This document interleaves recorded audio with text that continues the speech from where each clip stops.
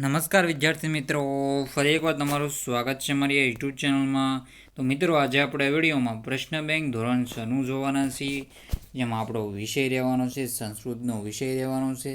સંસ્કૃતના મિત્રો પ્રકરણ 1 થી 5 છે, તેનો મિત્રો એકમ કસોટીમાં આપણે પેપર સોલ્યુશન જોવાના છીએ, જે આપણો સિલેબસ મુજબ રહેવાનું રહેશે.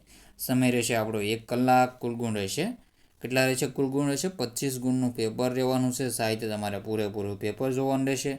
અને જો મિત્રો તમે આ યુટ્યુબ ચેનલને સબસ્ક્રાઈબ ના કરી તો સબસ્ક્રાઈબ કરી લેજો. અને મિત્રો, જો તમારા આની PDF અને ફોટા જોતા હોય તો આપણી WhatsApp channel one education Gujarat અને Telegram channel one education Gujarat બંનેને જોઈન કરી લેજો અને આ ચેનલને સબસ્ક્રાઈબ કરી લેજો. તો આપણે હવે સોલ્યુશન સ્ટાર્ટ કરી દઈએ. પ્રશ્ન નંબર 1 છે, નીચે આપેલા ફકરાનું ગુજરાતીમાં ભાષાંતર કરો. તો પહેલું છે, શશક વધતી શૃગાલ ભાત્ર ધાવતું આકાશ પતતી, શશક ધાવતી શૃગાલ અનુધાવતી વાનર આગચ્છતી, શશક વધતી વાનર ભ્રાત ભાવતું આકાશ પતતી. તો આનું ગુજરાતીમાં તમારે અનુવાદ કરવાનું રહેશે. તો સસલું કહે છે, શિયાળભાઈ દોડો આકાશ પડે છે. સસલું દોડે છે, શિયાળ પાછળ દોડે છે. વાંદરો આવે છે, સસલું કહે છે, વાંદરાભાઈ દોડો આકાશ પડે છે.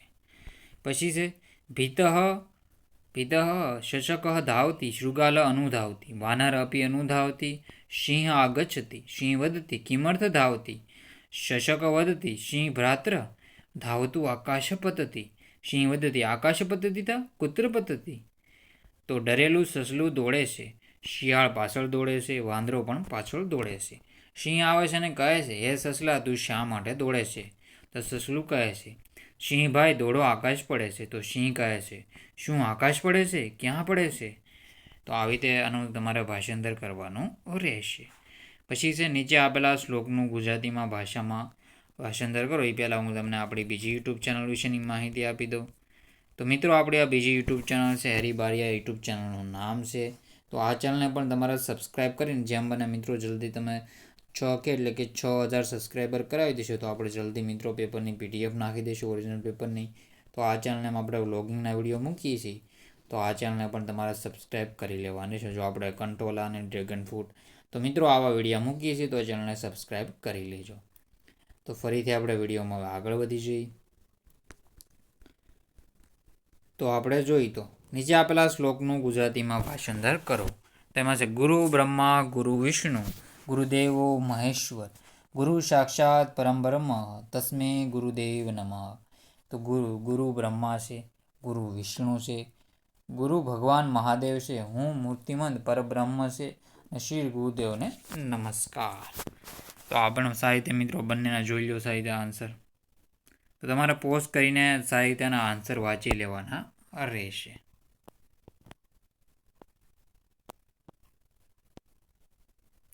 તો સાહિત્ય મિત્રોના જવાબ જોઈ લેજો.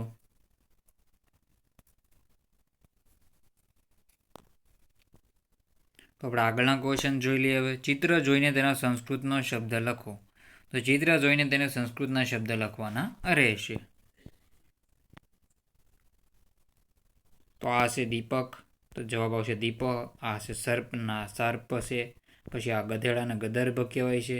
પછી નદીને છે નદી કહેવાય છે. પછી આ ચાવીને છે કુચિકા કહેવાય છે. શું? કુચિકા. કુચિકા. પછી આગળનું છે આ છે મિત્રો રત્નમ, હીરો છે રત્નમ. પછી આગળનું છે મિત્રો આ ચમચ, તો ચમ્મચ કહેવાય છે ચમ્મચ. પછી આ પીપીલિકા છે એટલે કીડી. તો આવી રીતે આન્સર રહેશે. કીડી આપણે ગુજરાતીમાં કીડી અને આમ એને પીપીલિકા સંસ્કૃતમાં કહેવાય છે. પછી પ્રશ્ન 2 છે, પાઠના આધારે યોગ્ય શબ્દો વડે ખાલી જગ્યાઓ પૂરો. તો સિંહ વધતી, તો આકાશ, આકાશ પતતી કુત્ર પતતી. તો સિંહ વધતી તો આકાશ પતતી અને કુત્ર પતતી. પછી છે ભીત શક ધાવતી ભીત. પછી છે તસ્મે ગુરુદેવ નમઃ, શ્રી ગુરુદેવ, તો શ્રી ગુરુદેવ જવાબ શ્રી ગુરુવે.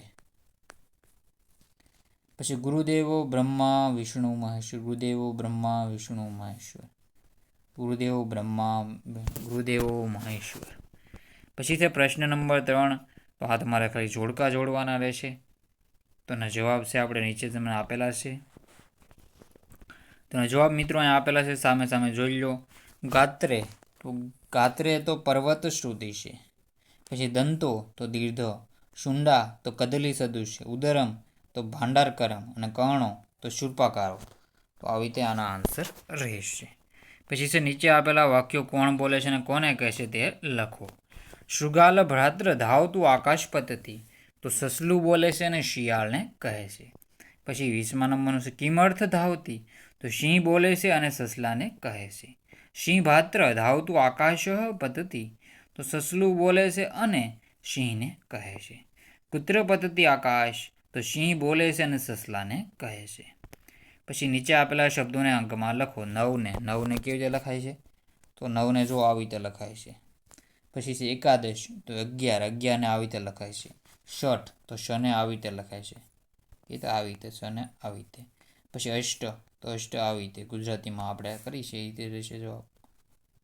તો સાહિત્ય મિત્રો આવી રીતે આન્સર તમારે જોઈ લેવા. આપણે જોઈ તો આ પૂછાય આઈએમપી છે.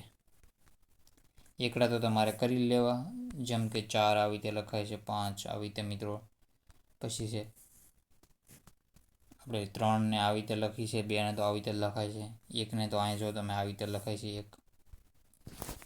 નીચે આપેલા અંકોને શબ્દોમાં લખો. એકાદશ તો 11. પછી શને છઠ કહેવાય છે, આ પંચ છે, આવી રીતે પંચ. ષઠ છે, છઠ એટલે 6. પછી 10 છે, પછી આ છે મિત્રો 6. તો આવી રીતે ત્રીણી અને 11 એકાદશ. તો આવી રીતે મિત્રો કરી લેવાનો રહેશે જવાબ. પછી છે નીચેના પ્રશ્નોના જવાબ ગુજરાતીમાં ઉત્તર લખો. કોણ સસલાની પાછળ દોડે છે? તો શિયાળ અને વાંદરો સસલાની પાછળ દોડે છે. હાથી શેનાથી ડરે છે? તો હાથી અંકુશથી ડરે છે. હાથીના દાંત કેવા છે? તો હાથીના દાંત સફેદ અને લાંબા છે. નીચેના સંસ્કૃતના જવાબ સંસ્કૃતમાં લખો. તો આ પણ સાહિત્ય મિત્રોનો જવાબ જોઈ લો. પોઝ કરીને તમારે વાંચી લેવાનું રહેશે આનો જવાબ. તો સાહિત્ય જોઈ લેજો. હું ધીરે ધીરે બધા ક્વેશ્ચન સ્ક્રોલ કરું છું. તો આ પણ સાહિત્ય મિત્રો પોઝ કરીને વાંચી લેજો. અને જો મિત્રો તમને આપણે આ યુટ્યુબ ચેનલના વિડીયો સારા લાગે તો આ ચેનલને સબસ્ક્રાઈબ કરવાનું ભૂલતા નહીં અને બેલ આઇકન પણ દબાવી દો. જેમ બને એમ બધા મિત્રોને શેર કરી દેવું. તમારે ઘણું પેપર ઇમ્પોર્ટન્ટ થઈ જશે મિત્રો. તમારા સારા એવા માર્ક આવવાની સંભાવના વધી જશે. નીચે આપેલા વાક્યોને સંસ્કૃતમાં અનુવાદન કરો. ડરેલો સસલો દોડે છે. તો ભીતઃ શશક ધાવતી. પછી એક વનમ અસ્તિ, સિંહ પાછળ જાય છે. અને આ બધી માહિતી તમારે વાંચી લેવાની રહેશે.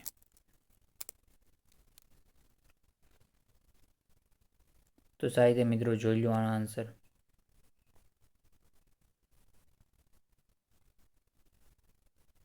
તો સાહિત્ય પોઝ કરીને વાંચી લેવું. આગળના ક્વેશ્ચન જોઈ લઈએ હવે આપણે. પ્રશ્ન 5 છે. નીચે આપેલા સંસ્કૃત શબ્દોના સાચા સમાનાર્થી શબ્દો તેની સામે આપેલા વિકલ્પમાંથી શોધીને લખો. તો હસ્તી તો શું થશે? હસ્તી, નેત્રે નેત્રમ, ભાંડ તો પર્વત છે. વાનર આગચ્છતિ આકાશ. તો હસ્તી શું થશે તમારે લખવાનું રહેશે. હસ્તી તો હાથી, નેત્ર તો નેત્રમ, ભાંડ તો બૃહદ ગ્રંથ, વાનર આગચ્છતિ આકાશ પતતી, ત્રીણી 3, સર્વદા શારદા. પછી નીચે આપેલા શ્લોકને પૂર્ણ કરવાના છે. તો શ્લોક પૂર્ણ કરી દેજો મિત્રો. સાહિત્ય જોઈ લો. તમારા મિત્રો અનુલેખન વાળું વધારે પૂછાશે તો એ પણ આ જોઈ લો સાહિત્ય. પછી આ સુંદર અક્ષરે લેખન કરો. આ આઈએમપી છે. આ તમારે પૂછાશે એટલે પૂછાશે જ તે. તમને ફકરા આપેલા છે 5 ગમેથી એક ફકરો આપેલો છે તેમાંથી આ તમારે પૂછાવાનું છે. 100% આવશે જ તે. તો તમારે ખાલી લખવાનું જ રહેશે સુંદર અક્ષરે. પછી આ પણ સાહિત્ય જોઈ લો. પછી નીચેના આપેલા શબ્દોનું સુંદર અક્ષર લેખન કરો. તો વસ્ત્રમ એમનું લખી નાખો ભૂલ વગર. વાનર તો વાનર. પછી છે વૃષભ તો વૃષભ, નકુલ તો નકુલ, અને સંખ્યા તો સંખ્યા. તો આવી રીતે તમારા સાહિત્ય જોઈ લો. સ્થાલિકા તો સ્થાલિકા. સ્થાળી એટલે સ્થાળી, સંખ્યાને સંખ્યા કહેવાય છે. અને મિત્રો આપણી આ યુટ્યુબ ચેનલને પણ સબસ્ક્રાઈબ કરવાનું તમે ભૂલતા નહીં. આ સબસ્ક્રાઈબ કરીને જલ્દીને જલ્દી મિત્રોમાં 6000 સબસ્ક્રાઈબર કરાવી દો તો આપણે જલ્દીને જલ્દી પેપર મૂકી દઈશું. અને આ વિડીયો તમે સાહિત્ય પૂરેપૂરા જોઈ લેજો. આપણી ચેનલ છે સાહિત્યને સપોર્ટ કરજો. તો સારી રીતે મિત્રો પૂરેપૂરો વિડીયો જોઈ લેવો. તો મિત્રો આ વિડીયોનો એન્ડ કરીએ છીએ. જય હિન્દ, જય ભારત.